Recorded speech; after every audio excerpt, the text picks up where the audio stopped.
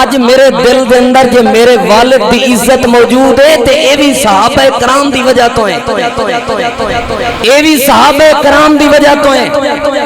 اے کنے دسیا ہے نبی پاک صلی اللہ علیہ وسلم دی حدیث کہ الوالد اوسط ابواب الجنہ، جنت دے درمیانی دروازے دا نام والد جڑا ہے اے جنت دا درمیانی دروازہ ہے، یعنی والد جنت دا مین گیٹ ہے۔ اے حدیث موجود ہے کہ نہیں؟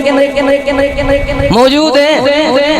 اساں آپ سنیے رسول اللہ صلی اللہ علیہ وسلم تو ساڈے وچوں کسے نے اے حدیث نبی پاک تو سنی ہے؟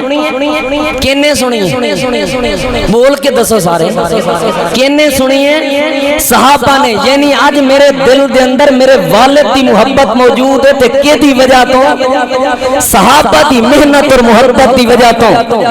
میرے سامنے حدیث ہے کہ ماں دے نیک ماں دے قدمہ تھلے اللہ تعالیٰ نے جنت رکھی ہے، امہات المومنین دے قدمہ تھلے اللہ نے جنت رکھی ہے۔ اے حدیث کتھوں آئی ہے؟ میں سنیے نبی پاک تو تساں سنیے کنے سنیے؟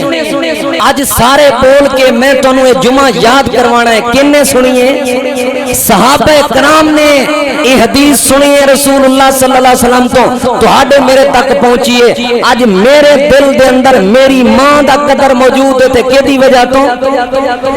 آج میرے دل دے اندر حضرت حسن و حسین حسنین کریمین دا قدر موجود ہے۔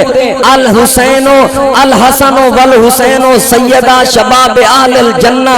اے حدیث ہے کہ سیدنا حسنین کریمین سیدنا حسن و حسین جنت دی نوجواناں دے سردار نے۔ اے حدیث ہے کتھوں آئی ہے؟ کنے سنیے نبی پاک تو؟ صحابہ نے سنیے، صحابہ نے ساڈے تک پہنچائیے۔ آج حسن و حسین دا نام لے کے انہاں صحابہ تے زبان درازی کیتی جائے، بکواساں کیتیاں جان جنہاں صحابہ نے حسن و حسین دے شان دی ضمانت دیتی ہے، جنہاں صحابہ نے حسن و حسین دا مقام تہاڈے میرے تک پہنچایا ہے۔ اگلی بات پہ توجہ کرنا، فاطمہ تو فاطمہ جڑی سیدہ نساء اہل الجنہ، اے جنتی عورتاں دی سردار حدیث ہے۔ تساں میں سنی اپنے کناں نال نبی پاک تو کنے سنیے؟ صحابہ نے سنیے۔ ادا مطلب ہے صحابہ کرام دین دی ضمانت نے۔ آج میرے دل دے اندر میرے ماں باپ دی قدر موجود ہے، وجہ صحابہ کرام نے۔ آج میرے دل دے اندر نماز دی تڑپ موجود ہے، وجہ صحابہ کرام نے۔ آج میرے دل دے اندر قرآن دی حیا موجود ہے، وجہ صحابہ کرام نے۔ آج میرے دل دے اندر استاد دی عزت موجود ہے، وجہ صحابہ کرام نے۔ آج میرے دل دے اندر کسے حقوق دا تحفظ موجود ہے، وجہ صحابہ کرام نے۔ آج میرے دل دے اندر دین دی تڑپ موجود ہے، وجہ صحابہ کرام نے۔ محترم سامعین، صحابہ نہ ہون، صحابہ نہ ہون دین نہیں پہنچدا، صحابہ نہ ہون قرآن نہیں پہنچدا، صحابہ نہ ہون حدیثاں نہیں محفوظ رہ سکدیاں۔